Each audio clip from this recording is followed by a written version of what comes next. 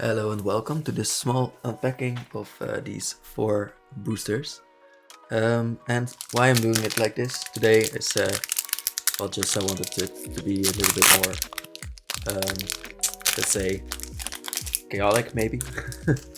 um, yeah, but also I really like, uh, in a way, making these unpackings a little bit more, maybe even personal, And I felt like this would be a good way to do that. So really cool set. This is Dominaria Remastered, and in this set we have some staples like Mind Stone, but also I feel like new cards that I haven't really seen. She nurtures each flower from seed to blossom, and in return they whisper secrets only she can hear. That's really cute. Draw a card and reveal it. If it isn't a land, discard it. Okay, but that does refuel your graveyard, of course. So that is what she loves. Mogwar Marshal. So a goblin with echo that likes to come back every time and then create goblins for you when he enters. Echo for just 2. And then Cackling Fiend, 4 mana for a 2/1. Okay, when he enters the battlefield, each opponent discards a card. Okay, I guess that was made for Commander then, or at least some multi-person player game. Sun Clasp is made to protect your creature and then maybe to return it to your hand.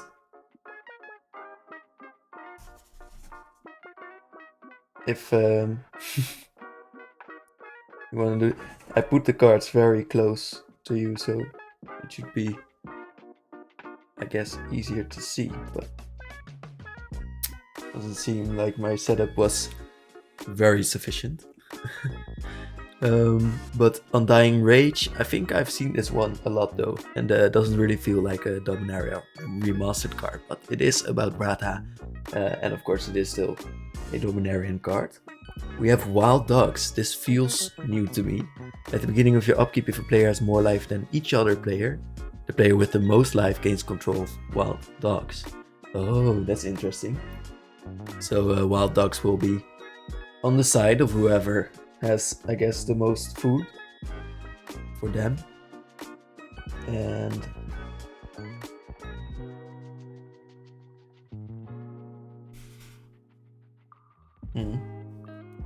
they're becoming slippery for me. The Wild Dogs. Apparently I didn't have the food for them that they need to be on my side. Snap, which is just snap. It's just what it says. Return target creature to its owner's hand.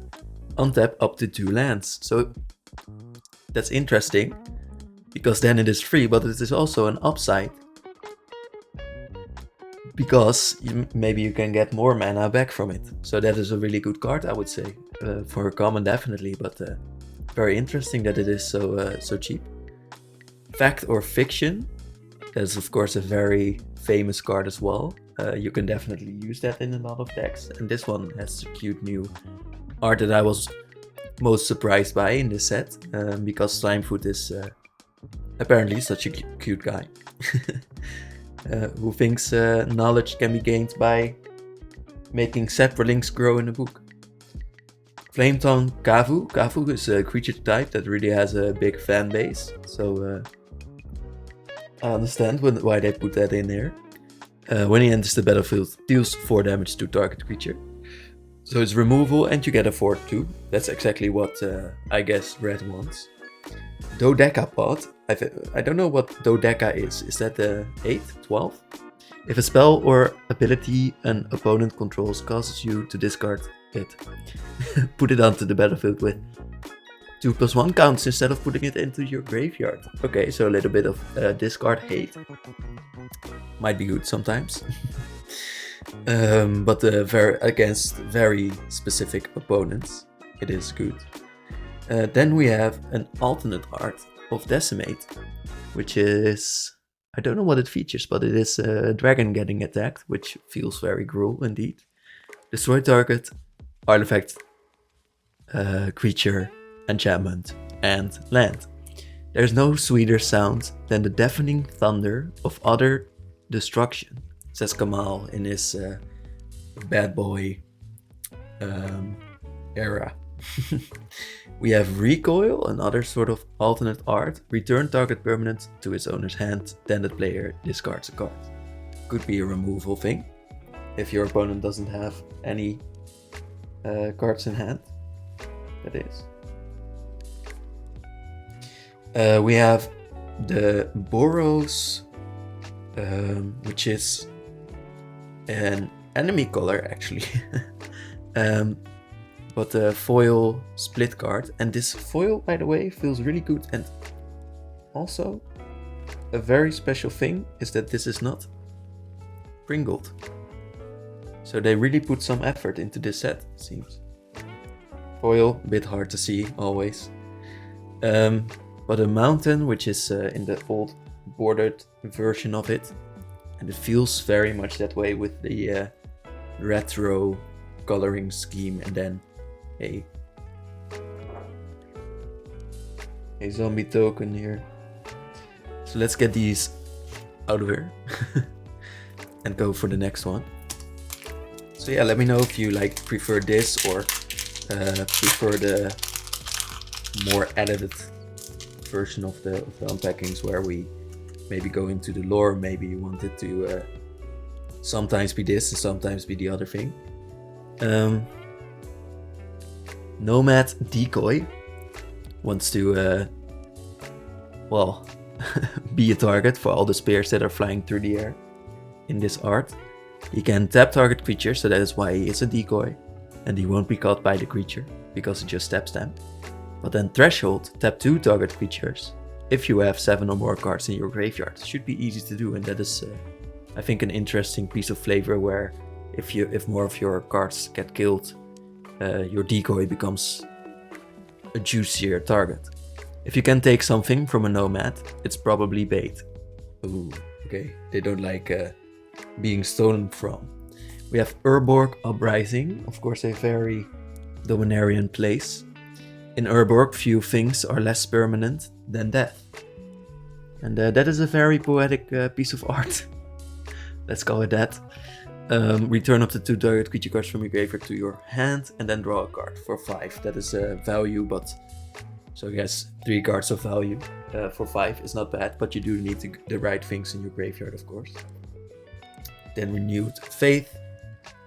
A lot of times Faith either flickers things or it gives you life, but this one can also be cycled, and when you do, you'll still get some life. Skepticism fades in the face of the miraculous. That is true, that does help your faith if a miracle happens and people can't explain it. Lightning Reflexes is a very literal interpretation of the card name. You may cast it as though it had flash, and if you cast it any time a sorcery couldn't have been cast. Interesting.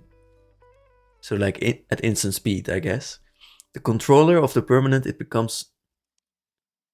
The controller of the permanent... What? The controller of the permanent, it becomes sacrifices? Huh? Wait, you may cast it as though it had flash. If you cast it anytime a sorcery couldn't have been cast, the controller of the permanent it becomes sacrifices it at the beginning of the next cleanup step. What? What? I don't understand this. But okay, the enchanted creature otherwise gets +1/+0 and has first strike. So if you do it as an instant speed spell, I think the creature you enchant gets sacrificed. I'm confused. How from someone please explain this to me? How from beyond? Whether it howls for hunger or for joy, you're in trouble just the same. And then target creature gets a sort of fire breathing. Okay, cool. Occasion Javelineers, which is I think a beautiful word, Javelineer. Just a 1-mana 1/1, but when he enters the battlefield he gets a Javelin counter. Also he can throw it once. Yes, you can remove it and deal a damage to any target. Ah, that's interesting. So like a one-time firebrand. Talking about goblins, we have Subterranean Scout.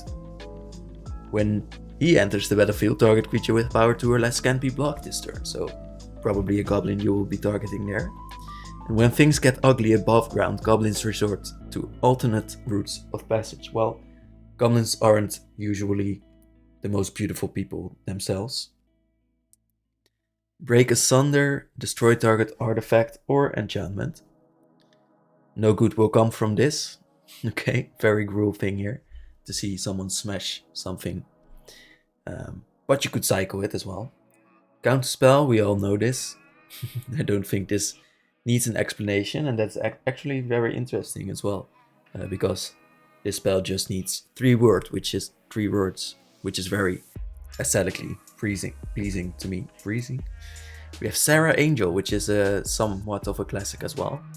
I think a lot of people know what to do or have seen the card in their starter decks. But let's look at the flavor this time. I think we have looked at the art before. The angel remembers her past lives like a dream. Sounds beautiful.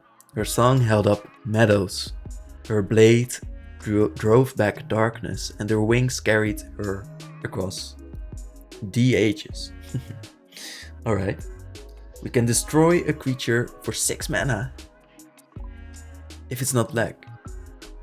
But madness, it costs you only 1. Oh, okay, I see why you would want to use this. So the discard theme again. Crop rotation, which is pretty famous as well. As an additional cost, sacrifice a land, but then you search for a new land. So that is a little bit of landfall for you. Mind Slicer is here. When they die, each player discards a card. So 4 mana again, but this is a 4/3 instead of a 2/1. Plus you do, it is very different. Discards their hand is all the cards in your hand, of course. And maybe you want this, so very good in the discard theme, I would say. And then we have an alternate version of the dogs that don't like me here. And the very old island. I wasn't sure whether it was the old one. But I have a cat, and I can use that. In my cat deck. You almost don't see it, but it is there, the cat, and definitely one of the better tokens for me to get. Always happy to get a token that I can definitely use, because then that's useful. I do always have, or try to have. Sometimes I fail at it, but I always try to have all the tokens for my decks. And something that is a plus side for about doing this this way is that the doubles we can just glance over, because you've just seen them in this video. Deep analysis, draw 2 cards, and you can flashback it if you pay 2 life. So that is very, very good value there. And to rhyme on there, where, bear, so 2 times of rhyming, is a 2 mana Llanowar elf, but he grows to a 4/4 when you have 7 or more cards in your graveyard. I think maybe because you sacrifice so many things and you become mad, and the bear, and you become a bear instead of a wolf. We have 2 doubles, 3 doubles after each other. We almost have a playset of wild dogs, which are the least loyal dogs. But here we go. Street Wraith, very, very dark art. It seems very scary even from the small art, and this is by Jim Pavelik. Okay, that is very well made and very scary. The lamps on Windmore Street snuff themselves at midnight and refuse to relight, afraid to illuminate what lies in the darkness. I want to learn about this place now. So usually I would do that in my videos, but right now we don't have that space. So yeah, I will still, if well, no, not if. I will still do the more deep dives on the individual cards, but Yeah, I think this will be nicer to look at for you. Orim's Thunder. Don't know what happens here, but it's a 3 mana card with a kicker for a red, and then destroy target artifact or enchantment. But if you pay the 4 mana, it deals damage equal to the permanent's mana value to target creature, so it can be a 2 for 1, which we like. Spark Spray deals 1 damage to any target, but you can also cycle it. Well, that's still good because it's a cycle card. You see this Rock Grinder, 1 step closer and it'll be a Face Grinder. Smart one. Valduk, Keeper of the Flame. Love that card in enchantment. Or aura decks, I guess, not really enchantment. Because when your combat starts, you get a 3/1 for every attached aura or equipment on him. And that is a lot, because that's like a lightning bolt maybe every time. Okay. In some ways. In many ways, it's not. What am I saying? Turnabout. 4 mana instant. Choose artifact, creature, or land as a type. And then tap all those permanents that have the chosen type for 1 player. Ooh, so that then you can definitely attack in for lethal. Or, which is also cool, untap all tapped permanents of that type that player controls. So you can target yourself, say lands, for example, and make extra mana. So that is really cool and flexible. I love that. Talking about cats, which we did before, just a bit before. This is a ghost one with protection from green, and it can be regenerated. And that was it for the cat. A shadowy version of its corporeal cousin. This lynx hunts souls, not meals. But isn't a soul a meal if you want it to be? Yes. Lieutenant Gertar. I don't know the guy, but you can sacrifice him to exile target attacking creature. So he is protection and people might not want to attack you now. He slashes through 3 spears with his his weapon. His strengths are pride, devotion, and ambition. So seems like he has a dual-colored philosophy. His weaknesses are the same. Okay. Maybe pride is a little bit of an on-color thing. We also have an enchantment, which says to enchant a creature and then they can tap to deal with damage. So a little bit like the Firebrand again. Then we have no token this time, but we do have another island. So that is, well, if we open like 20 more packs, then we can make a mana base here. But that is how lands work, and I think that's legit. I don't want 20. I don't want 20 lands in all of my packs. It would be a sad day. Fraction Rager, we know this one, but now we have the old art of it again. It takes no prisoners, but it keeps the choicest bits of Rexia. Terminal Mooring, which sounds like a sickness, but it is a land that taps for colorless, and you can sacrifice it to search for a basic land of your choice, of course. Kjeldoran Gargoyle, with another one of him in the background. But when he deals damage, you gain that much life, so it's sort of lifelink, I guess. But also flying first strike. But he does cost 6 mana, so not the best guy. The gargoyles were taken from the walls of flooded Kjeldoran cities and brought up and to guard the outposts of New Archive. Oh, that sounds mean. We have an eye, which is actually the creature type eye as well, which are very rare. But creatures that aren't eyes can't attack, and then he can't be blocked except by walls. Okay, that's cool. Don't know why an eye can't be blocked by a cat, but okay. Seton's Desire. He wants big man, I think. Is this the flavor? But you enchant a creature to give them +2/+2. But when you have Threshold, all creatures able to block it do so, which is his desire to fight, maybe. Fight big men. Obsessive Search, draw a card for 1 mana, but you can also use it when you discarded a card for its mana cost. Urborg Siphon Mage is siphoning goblins. Human Spell Shaper. I have become a gourmet of sorts. Each soul has its own distinctive flavor. The art is in inviting the right company to the feast. He wants to taste bronze and